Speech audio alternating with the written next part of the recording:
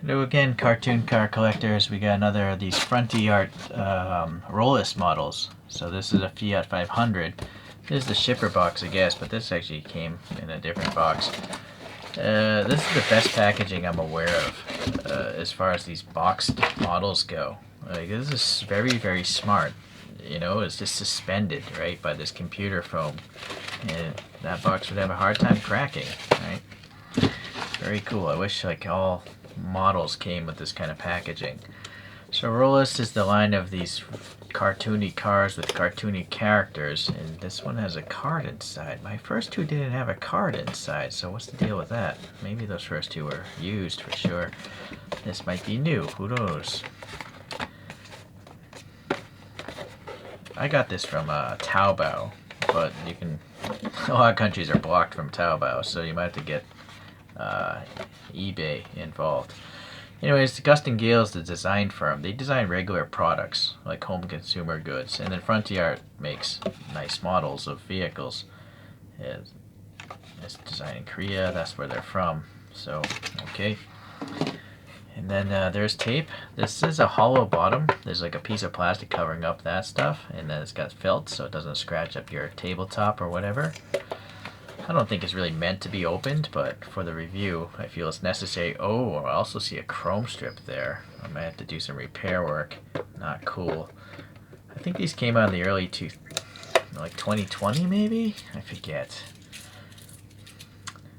Alright, so display box there. So what is this? Vivien. So 400 yuan. That's around $56 US dollars in today's money.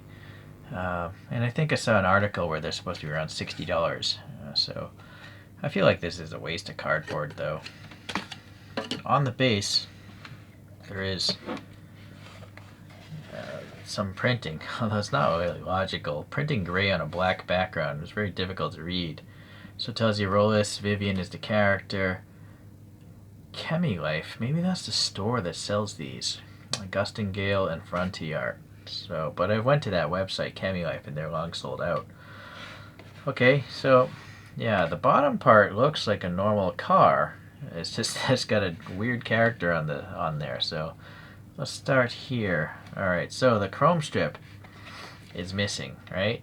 That's what was dropped down. So the way they constructed it, there's some sort of groove, and I don't see any glue here, so I think I got to, yeah. Oh, there's also a chip mark. That's really sad. That's very, very sad. So I gotta somehow glue this thing back. This is a thin piece of metal. There's a warpage as well. Oh, that's the chip mark. So I can put that where the chip mark was and cover that problem up. I'm gonna come back. Well, it's not perfect, but anyways, this stuff is fantastic. It's by a brand called Tombow. It's called Pit Liquid Glue. There's a blue one that's not as good, I guess. So you want to get the green bottle. I've seen them on eBay and stuff like that. Anyways, it's just like school glue, but if you put it on both sides, let it dry a little bit, they'll stick to themselves. And then being school glue, after this dried, I took a bunch of wet Q-tips and just lightly wiped it down, so the water broke down all the glue that I didn't want. It took about 20 Q-tips, bear in mind, and actually that tip still isn't conforming perfectly, but and this back end is sticking out a little bit, but it's as good as I can get it. So anyways, yeah, Tombow green color pit glue, good stuff. Okay, let's move on here. So I guess we can compare it to some photos. The 500 Nuovo is the first Fiat 500. Hold on a second. I have to look up some notes here. So this first one was made between 1957 and 1960. Around 181,000 of them were made because it's such an inexpensive small car for Europe. It was powered by a 479cc two-cylinder engine, making only 13 horsepower, and then that's about it. I think of the whole Fiat 500 series, almost 4 million of them have been made. You'll notice the taillights on this. Well, I guess they are rounded. I thought they were a little squarer, but no, I guess it's definitely inspired by this 500 Nuovo thing. Alright, let's see.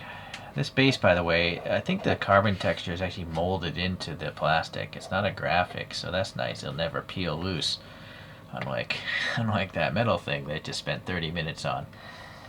So the tires look nice. The white walls are fantastically done. I don't know if that's a rubber tire with paint or plastic. Oh, I think I'm touching plastic, this white wall. And the tire is only the black. So that's why there's perfect paint going on there. The wheel is actually part of the tire.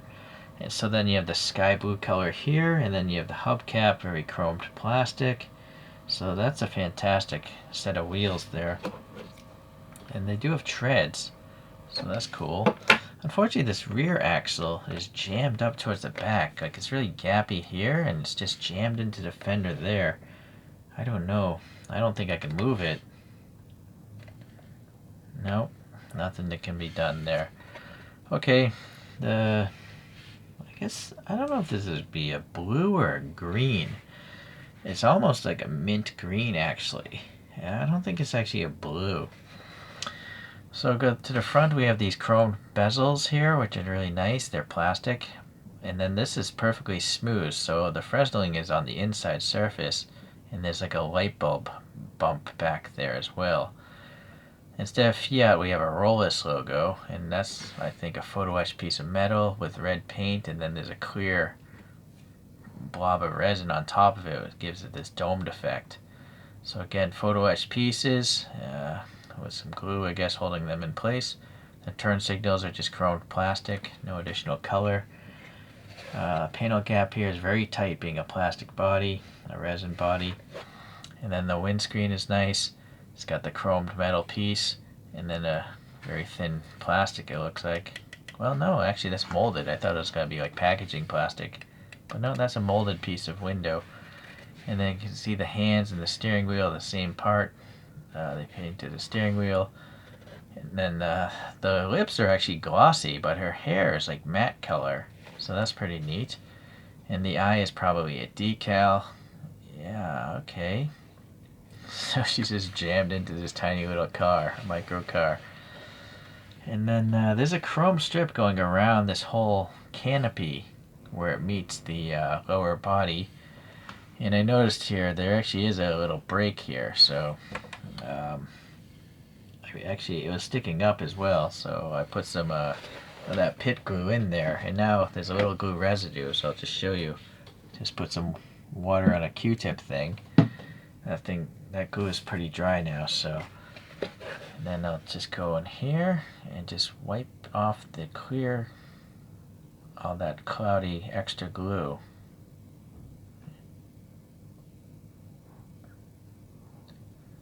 Yeah, so yeah, that's all shiny.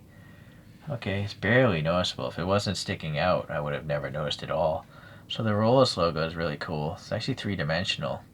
And then the little handle for I think this would be the engine cover, right?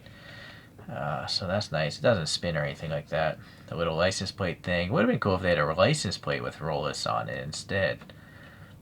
Alright, the tail lights are chromed plastic, and then they have paint for the signals and the brake lights. Okay. And I guess they didn't even bother with the backup lights. Alright, the tire treads again looking nice. The bumper is a nice piece of chromed plastic. On the side we have some photo etched metal here for the side sill. Okay. Obviously no doors. So only like the front end and rear end are kind of realistic to the car. But yeah, I don't know, nothing over here is matching the car at all. It's just like a domed head kind of thing, right? It would be cool if like these tops would come off, but they don't. They just stay in place. Okay, I guess that's it. There's not much else to look at. So I measured the first two, but being cartoon cars, I don't even bother measuring them anymore. They say they're 24 scale. So here's some Chorokyus, which are much smaller, as you can see here. So this is a Chorokyu 0 number, casting 26. And they have these coin holders, which I'm not a fan of. This is a Chorokyu from a cartoon set. I forget what the cartoon set was. Some tall dude and some fat dude. I think they robbed banks or something like that. It's like an old Japanese cartoon. And this one's by Kyoto. Well, it's also a pullback car, and it's a much taller deformation, right? So this is probably the closest thing to this, but it's just tiny, right? Okay, well, it's a real shame that I had to spend so much time on that chrome strip, and I know it's not perfect.